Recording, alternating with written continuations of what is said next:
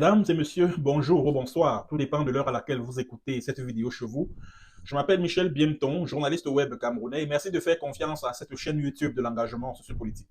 Bienvenue à cette causerie citoyenne sur l'actualité camerounaise et africaine.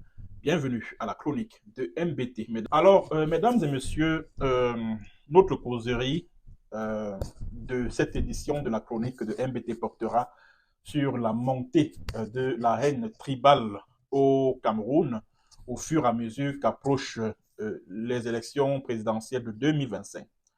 Lorsque vous parcourez les réseaux sociaux, Facebook, YouTube et surtout TikTok, c'est-à-dire que les directs TikTok ces derniers temps donnent à entendre ou à voir une poussée, mais alors fiévreuse de la haine, plus précisément de la haine anti-Bamileke. Vous êtes sans doute au courant de ce qui s'est passé à Mayo Centre, non loin d'Ambam, dans la vallée d'une Thème, c'est dans le sud Cameroun, où des commerçants bamileke, anglophones et bamoun étaient victimes de pillages de leurs échoppes, de leurs boutiques et tout. Et ces actes de vandalisme qui sont commis par les ressortissants de cette localité-là, Moyo Centre, fait suite à l'assassinat de deux jeunes gens dans la dite localité. Et vous savez, chaque fois qu'il y a des cas d'assassinat qui sont enregistrés dans cette partie du pays, du doigt est toujours pointé sur la communauté bamileke ou la communauté Bamoun comme étant la suspecte hein, dans ces cas de meurtre-là. Tout récemment, c'était le cas en Ngomedzap où la communauté Bamoun a été accusée d'être derrière plusieurs cas d'assassinat de ce côté-là. Bon, vous savez, je vais commencer par m'adresser à mes frères du sud de Cameroun parce que c'est pas la première fois que l'on enregistre des cas de vandalisme hein, sur les commerces tenus par les ressortissants de l'Ouest Cameroun dans certaines localités de la région sud. Ce n'est pas la première fois, c'est au moins la centième fois que cela arrive depuis que Paul Biya est au pouvoir. Bon, moi, j'aimerais m'adresser à mes frères du sud, là, pour qui le Bamileke, c'est l'ennemi à combattre, cet ennemi qui empêche le développement de la région du sud. Bon, moi, j'aimerais vous poser la question à mes frères Bouloula, vous qui vivez dans le sud, là. Quand vous vous en prenez aux commerçants Bamoun, aux commerçants Bamileke, vous allez casser les boutiques, vous vandalisez leurs échoppes, vous emportez même les marchandises que vous partez garder chez vous, vous consommez ces marchandises-là sans les payer. À la fin, dans les semaines ou les mois qui viennent, qu'est-ce que cela vous apporte? Qu'est-ce que cela apporte au développement de vos localités en particulier et à la région du Sud en général? Qu'est-ce que cela apporte? Cette haine tribale-là, cette tendance à toujours pointer du doigt l'homme bamileke ou l'homme bamoun ou le ressortissant du Southern Cameroun, chaque fois qu'il y a un problème là-bas dans la région du Sud, chaque fois qu'il y a un crime qui est commis, chaque fois qu'il y a un jeune boulot qui a été assassiné, le fait de vous en prendre à ces différentes communautés-là, ça apporte quoi à la région du Sud? Votre frère Paul Biya, qui dirige le Cameroun depuis 42 ans, il vous a promis des barrages à n'en plus finir, et les barrages de Mekin et les barrages de Mveule. Que deviennent ces barrages-là? Est-ce que vous avez de l'électricité fournie en permanence dans votre région? Ne faites-vous pas face à des délestages et c'est de la faute des Bamileke si votre région tarde à décoller, malgré le fait que à la tête du Cameroun se trouve votre propre frère, Paul Biya. C'est de la faute des Bamoun. C'est de la faute des Bamoun. S'il n'y a aucun indice de développement dans la région du Sud, malgré tous les grands projets que votre frère Paul Biya a tant vanté, vous a tant vanté, c'est de la faute des Bamoun, c'est de la faute des Bamileke. Et vous partez vandaliser leurs boutiques. Pourtant, certains de vos frères Boulou, gagnent leur vie en travaillant dans ces boutiques-là, qui sont tenues par des commerçants Bamileke ou Bamoun. Est-ce que vous avez pensé à ça? Est-ce que vous pensez même souvent à ça quand vous posez des actes pareils? Est-ce que vous pensez souvent à ça? Vous pensez à ça? Est-ce que vous vous mettez dans la tête que non, si nous allons casser la boutique de tel commerçant Bamoun, de tel commerçant Bamileke, nous mettons en péril le gagne-pain de notre frère Boulou qui travaillait dans cette boutique-là, ou dans ce, je sais pas moi, ou alors dans cette grande surface. Est-ce que vous avez pensé à ça? Avez-vous pensé à ça? Et quand on parcourt les réseaux sociaux ces derniers temps, c'est oh, les Bamileke sont ceci, oh, les Bamileke sont cela. Bon, il faut les chasser de nos terres. Ouais, ils sont envahissants, oh, ils sont ceci. C'est-à-dire que les Bamileke sont mangés à toutes les sauces. Et au lieu de faire lui et ignorer, eux aussi, ils répondent en disant oui, les boulous, ceci, ouais, on va massacrer les boulous, ouais, machin. Et dans tout ça, c'est le régime des Biya qui se frotte les mains et se pourlèche les babines. Parce que c'est le régime des Biya qui encourage ça. C'est-à-dire que cette montée, c'est-à-dire que la haine tribale que vous observez ces derniers temps sur les réseaux sociaux, c'est le régime des Biya qui est responsable de ça. Et vous savez pourquoi?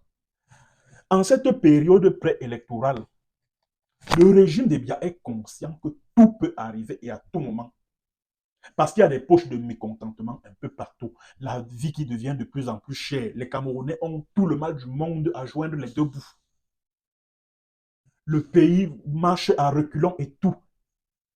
C'est-à-dire que la nervosité est générale, même au sein du régime de Paul Biya.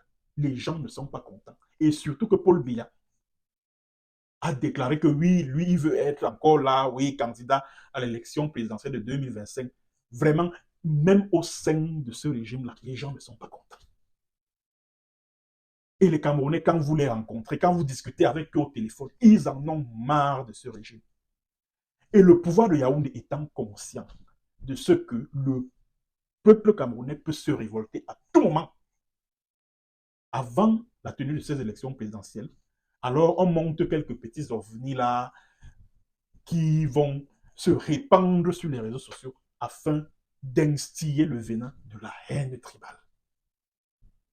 Et pendant que les populations se tapent dessus, se crachent le venin et tout, l'idée d'une insurrection populaire, elle est bottée complètement en touche. C'est de ça qu'il s'agit. Donc, dans tout ce que vous voyez, dans tout ce que vous observez là, c'est le régime des Biya qui est derrière tout cela. Et pour revenir aux événements qui ont eu lieu à Meyo Centre, on a comme le sentiment que le Sud, la région du Sud, c'est un État dans un État. Imaginez par exemple que ce soit des jeunes Bamileke qui s'attaquaient aux commerçants boulot. Je ne sais pas moi, à Bafoussam ou à Banganté ou à...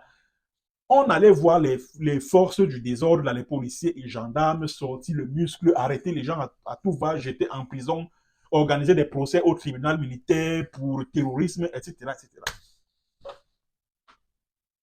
Or, dans les régions du Sud, on a vu, par exemple, en 2019, on a vu des policiers escorter les jeunes boulots qui étaient en train de vandaliser les commerces des Bamileke qui emportaient même des biscuits par le jet et tout.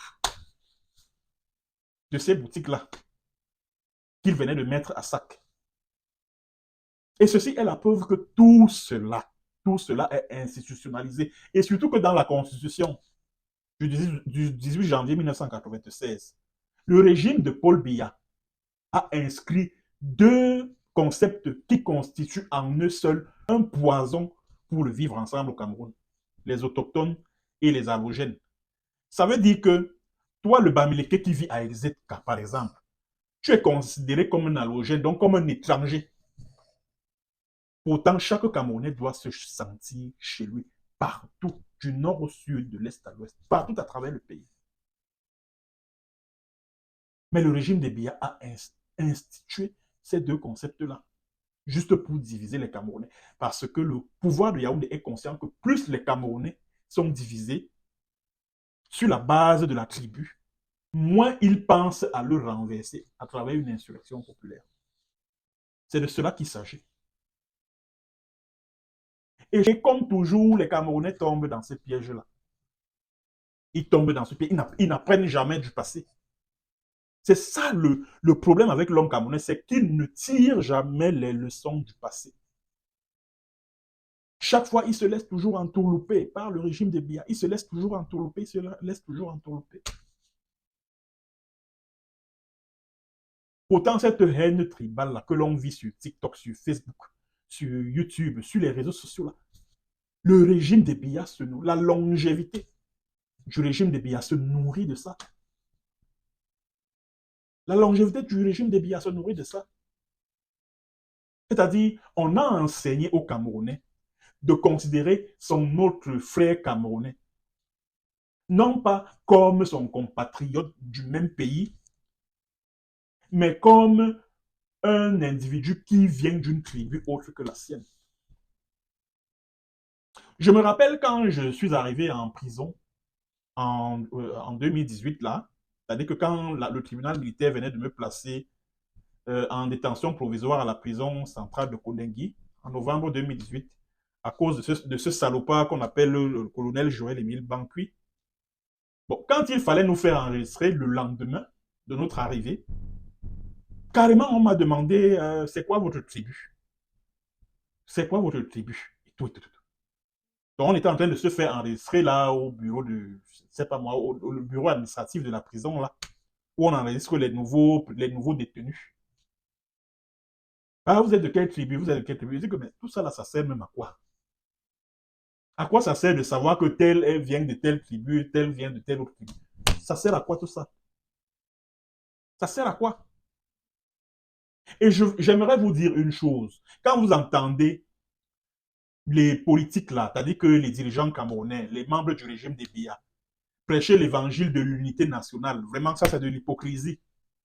En fait, l'unité nationale là, quand vous entendez parler de l'unité nationale, c'est par rapport au problème anglophone. Hein. Ce n'est même pas par rapport au fait que oui, vraiment, que les Bamileke, non, les mariages interethniques, que oui, un Bamileke doit considérer un boulot comme étant, non pas que l'on soit Bamileke, Bassa, Betty, oui, nous sommes tous les frères d'un même pays, etc. Non, ça c'est de l'hypocrisie. Le régime des Biya, le concept de l'unité nationale là, que le régime des Biya a l'habitude de brandir, c'est par rapport au problème anglophone. C'est par rapport au problème anglophone. Depuis toujours, ce régime-là a utilisé le tribalisme pour cogner les têtes des Camerounais, afin qu'ils n'aient pas du tout l'idée de se mettre ensemble afin de le renverser à l'issue d'une insurrection populaire. C'est pour ça. C'est pour ça, parce que s'il y a une chose que le régime des Biya redoute le plus, c'est l'insurrection populaire. C'est ça. Et en perspective de la présidentielle de 2025, vous allez voir, c'est-à-dire que cette haine tribale va monter en puissance. Et tous les candidats à l'élection présidentielle seront considérés comme des ressortissants de telle région, de telle tribu. Ouais, ne votez pas tel parce que sa tribu est comme ci. Ouais, ne votez pas un tel parce que sa tribu est comme cela, etc., etc. Vous allez voir. Vous allez voir. Et c'est toujours, et le régime des Biya s'en est toujours sorti en utilisant de telles méthodes. Le chien ne change jamais sa position s'asseoir. Le régime de Biya a toujours utilisé le tribalisme. Le régime de Biya a toujours utilisé le tribalisme pour conserver le pouvoir. Ah oui.